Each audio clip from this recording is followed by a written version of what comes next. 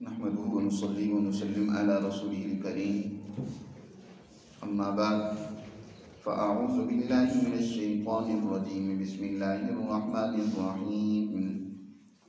ما كان للنبي والذين آمنوا أن يستغفروا للمشركين ولو كانوا أولي قربى من بعد ما تبين لهم أنهم أصحاب الجحيم وما كان استغفار إبراهيم لأبيه إلا عن موعدة وعدها إياه فلما تبين له أنه عدو لله تبرأ منه إن إبراهيم لأواه حليم وما كان الله ليضل قوما بعد إذ هداهم حتى يبين لهم ما يتقون إن الله بكل شيء عليم إن الله له ملك السماوات والأرض يحيي ويميت وما لهم من دون الله من ولي ولا نصير صدق اللہ العظیم۔ گزشتہ آیات مبارکہ میں اللہ سبحانہ و تعالی نے ایک ایماندار جماعت کا جو اللہ کے ساتھ معاملہ ہے، ایمان کے ضمن میں جو ایک معاہدہ ہے، اس کا تذکرہ کیا ہے کہ ایمان در حقیقت اللہ کے ساتھ ایک بے کرنا ہے، ایک تجارت ہے، اللہ کے ساتھ ایک معاہدہ ہے کہ میری جان میرا مال اللہ کے حکم پر قربان، اور اس کے بدلے میں اللہ کی طرف سے مجھے کیا ملے گا؟ اللہ تعالیٰ نے اس کا ذکر فرمایا کہ بِأَنَّ لَهُمُ الْجَنَّةَ، ان کے لیے ہمیشہ اور ابدی دائمی راحتیں، نعمتیں، جنتیں، اور یہ اللہ کا وعدہ ہے کہ تم جب اپنے مال و جان کو اللہ کے حکم پر استعمال کرو گے، جب اللہ کا حکم ملے دونوں کو بچانے کی فکر نہیں کرو گے، تو اللہ کا وعدہ ہے تم سے کہ تمہیں اس کے بدلے میں جنت عطا فرمائے گا، اور اللہ سے زیادہ وعدے کو پورا کرنے والا کوئی اور نہیں ہو سکتا۔ وَمَنْ أَوْفَىٰ بِعَهْدِهِ مِنَ اللَّهِ، اللہ سے زیادہ وعدے کا اطاعت کسی اور کی طرف سے نہیں ہو سکتا، اللہ سے زیادہ سچا کوئی نہیں ہو سکتا، اس لیے اللہ نے تم سے یہ سچا وعدہ کیا ہے۔ اب آج کے درس میں جو آیات مبارکہ ہیں، اس میں اس سچی مسلمان اور مومن جماعت کی ایک مثال کا ذکر ہے، اس کے ایک رویے اور عمل کا ذکر ہے کہ ایمان لانے کے بعد چاہے کتنی ہی کیوں قریبی رشتے نہیں تھے، کتنی قریبی تعلقات ہی کیوں نہ تھے، ظاہر انسان اس دنیا کے اندر بہت سارے رشتوں کے ساتھ وابستہ ہوتا ہے، وہ دنیا میں ایسے خود رو گھاس پھوس کی طرح نہیں پیدا ہوتا، یا خود پیدا ہونے والے کیڑوں مکوڑوں کی طرح نہیں ہے، بلکہ وہ کسی کا بیٹا ہے تو کسی کا باپ ہے تو کسی کا بھائی ہے، وہ رشتوں میں جڑا ہوا ہوتا ہے، اور اللہ نے اس رشتوں کی کشش اور محبت ایک دوسروں کے دلوں میں بہت زیادہ رکھی۔ کئی مرتبہ ایسا ہوتا ہے کہ یہی رشتے اس بنیادی نظریے، فکر اور ایمان کے مقابلے میں آ جاتی، جیسے کہ ابتدائی اسلام میں ایسا ہوا کہ نبی کریم صلی اللہ علیہ وسلم نے جب دعوت کا آغاز کیا، بیٹا تو حضور صلی اللہ علیہ وسلم کی جماعت میں شامل ہو گیا، حضور پر ایمان لے آیا، اور باپ سخت ترین مخالفین میں سے ہے، باپ ان لوگوں میں سے ہے جو حضور اور حضور کے مشن کو ختم کرنا چاہتا ہے۔ بے شمار ایسے واقعات ہیں۔ سہیل ابن عمر بعد میں تو یہ خود بھی مسلمان ہو گئے تھے، لیکن ابتدا میں کافی اسلام کی مخالفت میں رہے۔ ان کے دونوں بیٹے عبداللہ ابن سہیل اور اسی طرح ابو جندل رضی اللہ تعالیٰ عنہ دونوں مسلمان ہو گئے۔ اسی طرح عتبہ کا بیٹا حضرت حذیفہ رضی اللہ تعالیٰ عنہ مسلمان ہے، اور خود عتبہ آخر دم تک بدر کے میدان میں حضور صلی اللہ علیہ وسلم سے لڑتے ہوئے مرا ہے۔ اسی طرح اکرمہ رضی اللہ تعالیٰ عنہ بعد میں مسلمان ہوئے، لیکن ابو جہل آخر دم تک حضور صلی اللہ علیہ وسلم کے سخت ترین دشمنوں میں رہا ہے اور حضور سے مقابلہ کرتے ہوئے دنیا سے گیا ہے۔ اس طرح کے بے شمار مثالیں ہیں۔ اب ایک طرف اولاد ہے، جب ایمان اور دین کا تقاضا ہوا تو دوسری طرف والدین ہیں، قریبی رشتہ دار ہیں، بہت زیادہ محبوب لوگ موجود ہیں، لیکن اس ایمان میں کے ضمن میں جو اللہ سے معاہدہ کیا اس میں انہوں نے ذرہ بھی لچک نہیں دکھائی۔ وہی رشتے بدر میں مسلمان جماعت کے مقابلے میں کون تھے؟ بیٹے کے مقابلے میں اس کا باپ ہے، بھائی کے مقابلے میں اس کا بھائی ہے، چچا ہے مقابلے میں، ماموں ہے مقابلے میں۔ تو اس کائنات میں ایک ایسا بھی نقشہ دیکھا ہے کہ اتنے قریبی رشتے، یاد رکھو عرب میں رشتوں کی بہت زیادہ قدر کی جاتی ہے۔ یہ ایسے آج ہمارے آج کی طرح کے یا یورپ کی طرح کے کہ خاندانی رشتوں کا کوئی احترام نہیں تھا، قطعی ایسی بات نہیں تھی۔ بہت زیادہ یہ رشتہ داروں کا احترام ہوتا تھا، خاندانی نظام بہت مربوط اور مضبوط تھا، اور ان کے یہاں آپ نے اس خاندانی نظام اور سسٹم کی بنیاد پر ہی سارا ان کا سسٹم چل رہا تھا۔ لیکن ایمان قبول کیا تو وہی سارے رشتے جو مقابلے میں تھے، اس چشم فلک نے عجیب نظارہ دیکھا کہ ادھر بیٹے کے ہاتھ سے باپ کا قتل ہو رہا ہے، جی صرف کس کی خاطر؟ اللہ کی خاطر، بِأَنَّ لَهُمُ الْجَنَّةَ، صرف اس کی خاطر کہ اس نے ایمان لا کر اللہ سے ایک سودا کر لیا ہے کہ تمام رشتے، تمام مال، تمام محبتیں وہ اللہ اور اس کے رسول پر قربان ہیں۔ قرآن نے دوسری جگہ پر فرمایا إِن كَانَ آبَاؤُكُمْ وَأَبْنَاؤُكُمْ وَإِخْوَانُكُمْ وَأَزْوَاجُكُمْ وَعَشِيرَتُكُمْ وَأَمْوَالٌ اقْتَرَفْتُمُوهَا وَتِجَارَةٌ تَخْشَوْنَ كَسَادَهَا، اے ایمان والو، تمہارے ابا و اجداد، آباؤکم ابناؤکم تمہاری اولادیں، وإخوانکم تمہارے بھائی، وأزواجکم تمہاری بیویاں، وعشیرتکم تمہارے خاندان، وأموال اقترفتموها تمہارے مال، تمہاری تجارتیں، تمہارے مکانات، ان میں سے کوئی چیز بھی اگر احب الیکم من اللہ ورسولہ وجہاد فی سبیلہ فتربصوا حتی یأتی اللہ بامرہ، اللہ اور اس کے رسول اور اس کے دین کے راستے میں جہاد کرنے اور اللہ کے دین کے لیے قربانی دینے سے ان میں سے کوئی بھی عزیز ہے تو پھر اللہ کے عذاب کا انتظار کرو، پھر تم بھی اس کے عذاب بجائے جنت کے پھر اس کے عذاب کے مستحق ہو، فتربصوا حتی یأتی اللہ بامرہ۔ تو اب اس مسلمان جماعت نے اپنے تمام رشتوں کی بھی پرواہ کیے بغیر ہر طرح کی قربانی کے لیے، مال کی ہو، جان کی ہو، انہوں نے اپنے آپ کو پیش کیا۔ لیکن اب جب وہ دنیا سے چلے گئے، باپ دنیا سے چلا گیا، بھائی دنیا سے کفر کی حالت میں چلا گیا، شرک کی حالت میں دین سے مزاحمت کرتے ہوئے چلا گیا، لیکن ایک رشتہ تو ہے، محبت تو ہے۔ اس محبت کے تحت دل میں خیال ہوا اور اس خیال کا اظہار زبان سے ہوا کہ کیا اب ہمارے یہ جو عزیز و اقارب دنیا سے چلے گئے ہیں، ہم اللہ سے ان کی مغفرت کی دعا کر سکتے ہیں کہ یا اللہ ان کو معاف کر دے، چلو دنیا میں انہوں نے غلطی کی، تیرے حکم کو بجائے قبول کرنے کی الٹا اس کی مزاحمت کی، مقابلہ کیا، لیکن اب تو وہ چلے گئے، اب تو ان کی مزاحمت ختم ہو گئی، یا اللہ اب ان کو معاف کر دے۔ یہ صحابہ کے ذہنوں میں سوال اٹھا، حضور سے اس کا ذکر کیا تو اللہ سبحانہ و تعالیٰ نے ان آیات مبارکہ میں ان کی اس سوال کا جواب دیا اور فرمایا ما کان للنبی والذین آمنوا، اور یہی بات حضور صلی اللہ علیہ وسلم کی بھی تھی۔ ایک سفر میں حضور سرکار دو عالم صلی اللہ علیہ وسلم، مکہ کا سفر تھا، صحابہ کی جماعت ساتھ تھی، مسند احمد میں یہ واقعہ مذکور ہے کہ آپ صلی اللہ علیہ وسلم راستے پہ رکے اور اپنی والدہ ماجدہ حضرت آمنہ کی قبر پر تشریف لے گئے، اور آپ صلی اللہ علیہ وسلم بعد میں جب وہاں سے صحابہ کی طرف پلٹے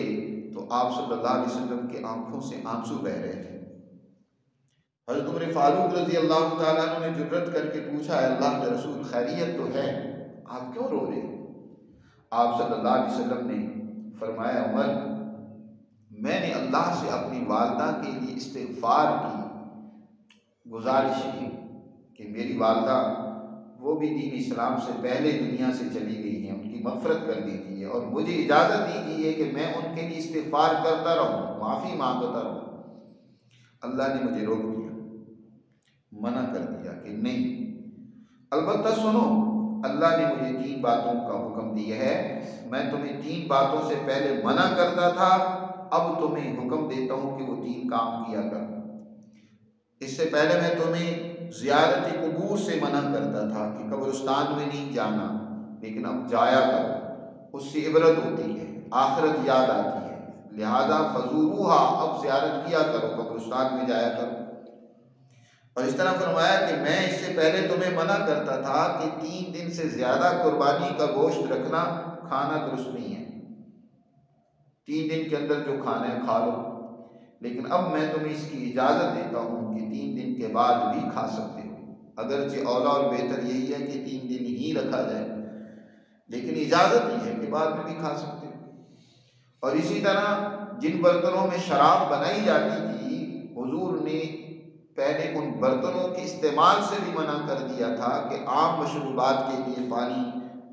دودھ یا کوئی اور مشروب استعمال کرنے کے لیے بھی ان برتنوں کو استعمال نہ کیا جائے، کھانے پینے کے لیے ان برتنوں کا استعمال ہی میں نے منع کر دیا تھا۔ اب جب تمہارے ذہنوں اور دماغوں میں شراب کی حرمت بیٹھ گئی ہے تو لہٰذا اب ان برتنوں کے استعمال کی میں تمہیں اجازت دیتا ہوں کہ ان کو اپنے کام میں لاؤ، استعمال کر سکتے ہو، بشرطے کہ ان میں کوئی نشہ آور چیز نہ ہو۔ تو قرآن نے یہاں وہی بات کہی کہ ما کان للنبی، نبی صلی اللہ علیہ وسلم کے لیے اور والذین آمنوا، اور ایمان والوں کے لیے، دونوں کے لیے یہ شایان شان نہیں ہے، ان کے لیے اس بات کی اجازت نہیں ہے کہ ان یستغفروا للمشرکین، یہ کہ وہ استغفار کرے مشرکوں کے لیے۔ جو دین اسلام، شرک ایک ایسا جرم ہے جس کے بارے میں اللہ تعالیٰ نے دوسری جگہ پر واضح کر دیا کہ ان اللہ لا یغفر ان یشرک بہ ویغفر ما دون ذلک لمن یشاء، شرک کی مغفرت نہیں ہے، یہ اللہ کی غیرت کو للکارنا ہے کہ اللہ کی غیرت اس بات کو گوارا نہیں کرتی کہ تم اس ذات کے ساتھ کسی اور کو بھی اس کے برابر اور ساجی سمجھنے لگ پڑو۔ تو مشرکوں کے لیے اس کی اجازت نہیں ہے کہ تم استغفار کرو، ایمان والے نبی، وَلَوْ كَانُوا أُولِي قُرْبَىٰ، اگرچہ وہ ان کے قرابت داری کیوں نہ ہو، ان کے قریب ہی رشتہ داری کیوں نہ ہو، ماں باپ اور بہت بہن بھائی قریبی کیوں نہ ہو، مِن بَعْدِ مَا تَبَيَّنَ لَهُمْ أَنَّهُمْ أَصْحَابُ الْجَحِيمِ، اس استغفار کی ممانعت اس وقت ہے جب یہ بات واضح ہو جائے کہ بے شک وہ جہنمی ہے، مِن بَعْدِ مَا تَبَيَّنَ، بعد اس کے کہ ان کے لیے واضح ہو چکا ہے کہ أَنَّهُمْ أَصْحَابُ الْجَحِيمِ، بے شک یہ جہنمی ہے۔ بذریعہ وحی کسی کے بارے میں اس کی زندگی میں ہی حضور صلی اللہ علیہ وسلم کو بتا دیا گیا کہ یہ جہنمی ہے، تو پھر حضور کے لیے اس کی اجازت نہیں ہے کہ اس کے لیے استغفار کریں، یا وحی کا سلسلہ منقطع ہو گیا، اب کسی کی زندگی میں تو اس کے بارے میں قطعی طور پر جہنمی ہونے کا فیصلہ نہیں کیا جا سکتا۔ البتہ اگر کوئی شرک پر ہی، کفر پر ہی اس کی موت واقع ہو گئی ہے، اسی حال میں مر گیا، تو پھر تو واضح ہے کہ وہ جہنمی، انہم اصحاب الجحیم۔ تو پھر اب اس کی موت کے بعد اس کے لیے استغفار کرنا، جیسے کہ بعض صحابہ کے والدین یا اس طرح عزیز و اقارب کفر ہی کی حالت میں اسلام سے لڑتے ہوئے، دشمنی کرتے ہوئے چلے گئے، تو اب ان کے جہنمی ہونا واضح اور یقینی طور پر ہو چکا ہے کہ یہ جہنمی ہیں، لہذا ان کے لیے استغفار کرنے کی اجازت نہیں ہے، انہم اصحاب الجحیم۔ البتہ زندگی میں جب تک ان کی جہنمی ہونا واضح نہیں ہے کسی عام آدمی کے لیے، تو وہ اپنے والدین کے لیے استغفار کی، ہدایت کی، اپنے عزیز و اقارب جاننے والوں کے لیے ہدایت کی دعا کر سکتا ہے۔ جیسے حضور صلی اللہ علیہ وسلم نے احد کے میدان میں اپنی قوم کے لیے دعا کرتے ہوئے فرمایا اللہم اغفر لقومی فإنہم لا یعلمون، اے اللہ میری قوم کو معاف کر دے، یہ جانتی نہیں ہے مجھے، میں کتنا ان کا خیر خواہ ہوں، میں کیا نظریہ اور دین لے کر آیا ہوں جو انسانیت کے لیے ہیں ان کی نجات کامیابی کا ذریعہ ہے، اور یہ مجھ سے دشمنی کر رہے ہیں، ان کو پتہ نہیں ہے، اللہ انہیں معاف کرتے۔ اللہم اغفر لقومی فإنہم لا یعلمون۔ آپ صلی اللہ علیہ وسلم نے بھی دعا کی، استغفار کی، دعا کی ہے، استغفار مانگا ہے اپنی قوم کے لیے، تو جن کے بارے میں، اور حضور کی اس دعا کی قبولیت کے اثرات بھی ظاہر ہوئے۔ خود حضرت عمر رضی اللہ تعالیٰ عنہ کے حق میں دعا کی اور اس کے اثرات ظاہر ہوئے کہ وہ ایمان لے آئے، اور بہت سارے لوگ ایمان لے آئے۔ لیکن من بعد ما تبین، جب واضح ہو گیا کہ یہ جہنمی ہے، تو پھر استغفار کی اجازت نہیں ہے۔ پھر فرمایا کہ یہ تمہارے شایان شان نہیں ہے، کیونکہ یہ بھی تمہاری ایمان کا ایک امتحان ہے، یہ بھی تمہاری ایک ایمان کا تقاضا ہے کہ ایمان کی خاطر تم نے اپنے رشتوں کو بھی کیا کر دیا، قربان کر دیا۔ اب اس پر ایک سوال ہوا کہ منع کیا جا رہا ہے مشرکوں کے لیے استغفار کرنے سے، جبکہ اس ملت کی امام ملت، امام انسانیت حضرت ابراہیم علیہ السلام، جو ملت حنیفیت کے بانی ہیں، امام ہیں، خود نبی کریم صلی اللہ علیہ وسلم کے آباء و اجداد میں ایک اولو العزم پیغمبر ہیں، جن کی نسل سے ہی حضور صلی اللہ علیہ وسلم دنیا میں تشریف لے آئے ہیں، انہوں نے اپنے والد کے لیے استغفار کیا، والد سے وعدہ بھی کیا۔ سورہ مریم میں آتا ہے کہ جب والد نے سختی سے ڈانٹ ڈپٹ کر حضرت ابراہیم علیہ السلام کو اپنے گھر سے بے دخل کر دیا، نکال دیا، تو حضرت ابراہیم نے کہا سلام علیک، سلام علیک، سأستغفر لک ربی انہ کان بی حفیہ، وعدہ کیا آپ پر سلامتی ہو اللہ کی۔ سأستغفر لک ربی، میں اپنے رب سے تمہارے لیے استغفار کروں گا۔ سأستغفر لک ربی انہ کان بی حفیہ، بے شک میرا رب بڑا ہی میرے اوپر مہربان ہے، میں آپ کے لیے اللہ سے استغفار مانگوں گا، معافی مانگوں گا آپ کے لیے۔ تو حضرت ابراہیم علیہ السلام نے وعدہ کیا تھا جی استغفار کا، جب وعدہ کیا تھا تو انہوں نے استغفار کی بھی، جیسے سورہ شعراء میں آتا ہے وَاغْفِرْ لِأَبِي إِنَّهُ كَانَ مِنَ الضَّالِّينَ۔ وَاغْفِرْ لِأَبِي، حضرت ابراہیم کہتے ہیں اللہ میرے باپ کو معاف کر دے کیونکہ وہ گمراہ ہے، إِنَّهُ كَانَ مِنَ الضَّالِّينَ، وہ گمراہی میں مبتلا ہے۔ اس طرح سورہ ممتحنہ میں ہے کہ حضرت ابراہیم علیہ السلام نے اپنے تمام خاندان، اپنے تمام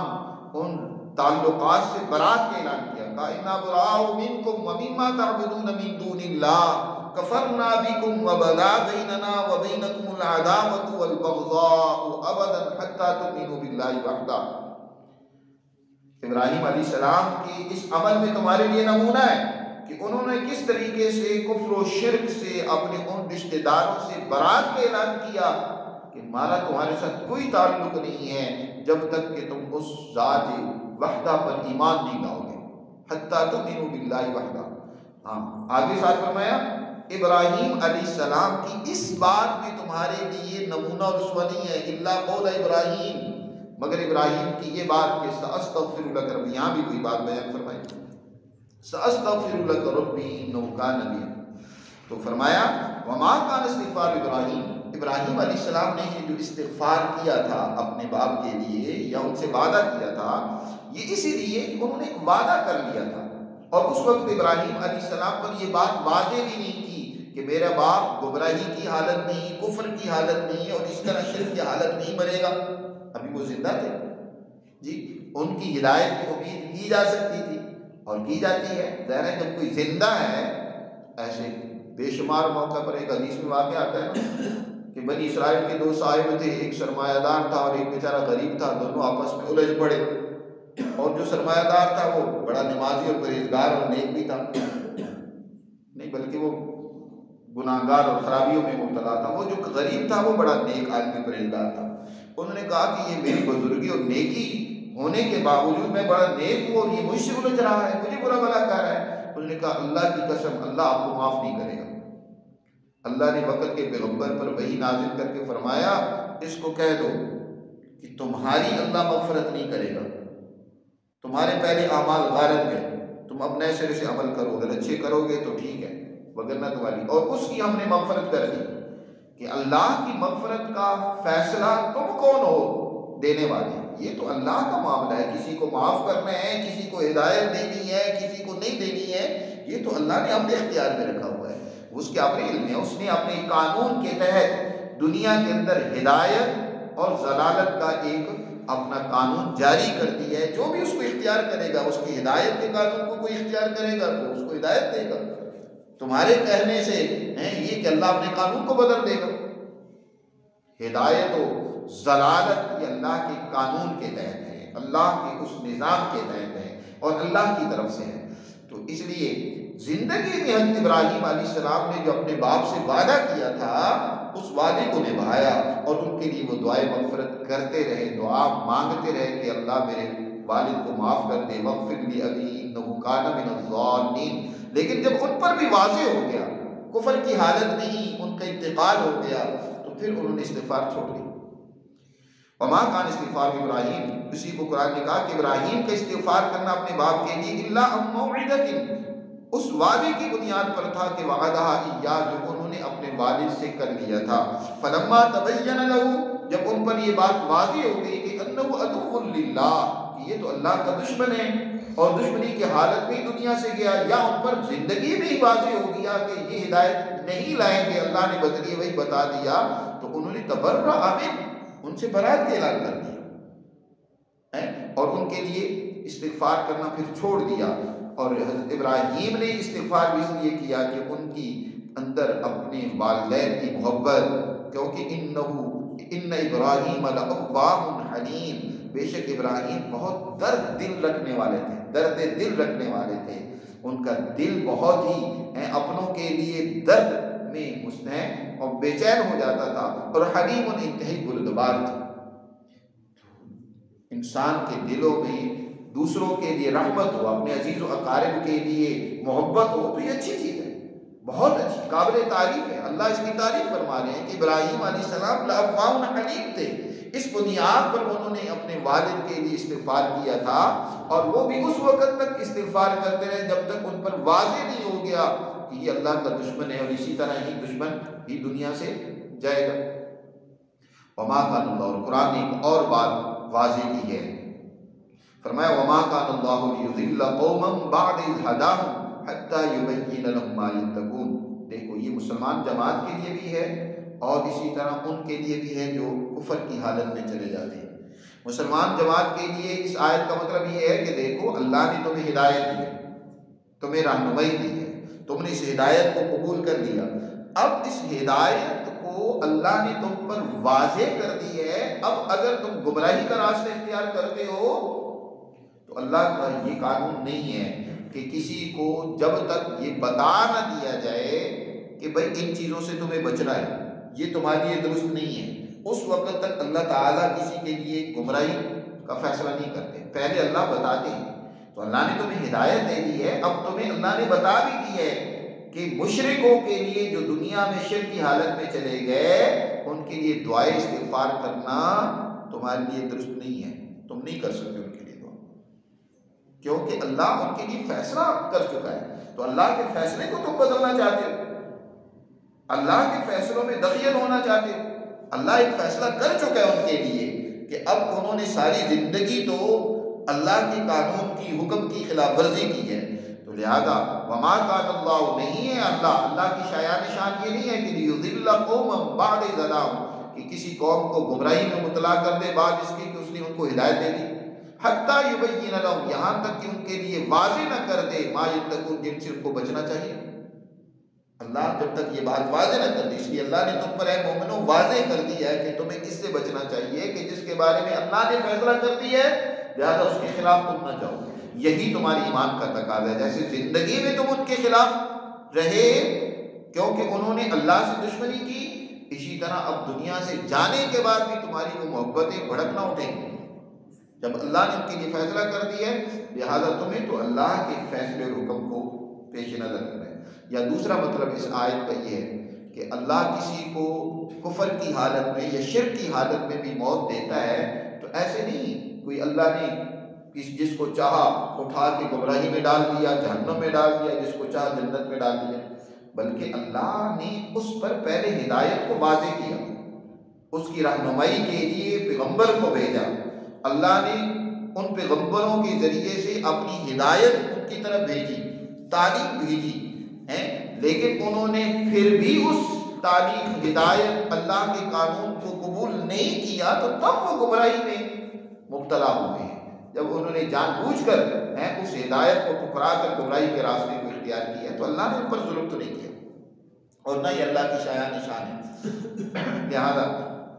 تمہیں جو ہے اب ان کے لیے استغفار نہیں کرنا۔ ان اللہ بکل شیء علیم، بے شک اللہ ہر چیز کو خوب جاننے والا ہے۔ باقی یہ دیکھو، یہ کائنات، اس سب کا مالک کون ہے؟ اللہ ہے۔ ان اللہ لہو ملک السماوات والارض، بے شک ملک، ملکیت، اختیار آسمان و زمین پر صرف اللہ ہی کا ہے۔ اس کائنات میں اسی کا ہی قانون اور فیصلہ چلتا ہے اور جاری ہوتا ہے۔ اللہ نے جو فیصلہ کر دیا ہے، جو اس نے قانون ٹھہرا دیا ہے، لہذا اس قانون کی خلاف ورزی نہیں کرنی تم نے۔ دیکھو، جس نے اللہ کے اس قانون ہدایت کی خلاف ورزی کی، اسی حالت میں وہ دنیا سے چلا گیا جی، تو اللہ نے اس کے لیے جو قانون رکھا تھا اس کی خلاف ورزی کر کے اس نے اپنے لیے جہنم لے لی جی۔ دیکھو، زندگی اور موت جیسے اسی کی طرف سے ہے نا، کہ وہی کسی کو حیات بخشتا ہے اور وہی حیات والے کو موت سے دوچار کر دیتا ہے۔ اسی طرح جیسے جسموں کی حیات و موت ہے، روحوں کی بھی حیات و موت ہوتی ہے۔ روحانی حیات و موت بھی اسی کی اختیار میں ہے، اسی کی طرف سے، اسی کے قانون کے تحت ہے۔ لہذا تمہیں اللہ نے حیات بخشی ہے، حیات ایمانی عطا کی ہے، اور وہ حیات ایمانی سے محروم ہے، تو یہ بھی اسی اللہ کے قانون کے تحت ہے، اللہ کی طرف سے ہے۔ یحیی و یمیت، وہی زندگی دیتا ہے، وہی موت دیتا ہے۔ وما لکم من دون اللہ من ولی ولا نصیر، اور تمہارے لیے اللہ کو چھوڑ کر کوئی اور والی اور مددگار اور تمہارا حمایتی نہیں ہو سکتا۔ جب تک اللہ کی تائید و نصرت اور اس کا حکم نہ ہو، اس کے خلاف تمہیں نہیں جانا چاہیے۔ اس کے خلاف جاؤ گے تو پھر تمہیں بھی حیات دے کر تم سے اس حیات کو سلب بھی کر سکتا ہے۔ اس کی قانون کی خلاف ورزی کرنے کے نتیجے میں تم ہدایت سے محروم بھی ہو سکتے ہو۔ اس لیے اللہ کے قانون ہدایت اور احکامات کو سمجھو اور اس پر قائم و دائم رہو۔ اللہ ہمیں سمجھ نصیب فرمائے اور اپنے احکامات پر عمل کی توفیق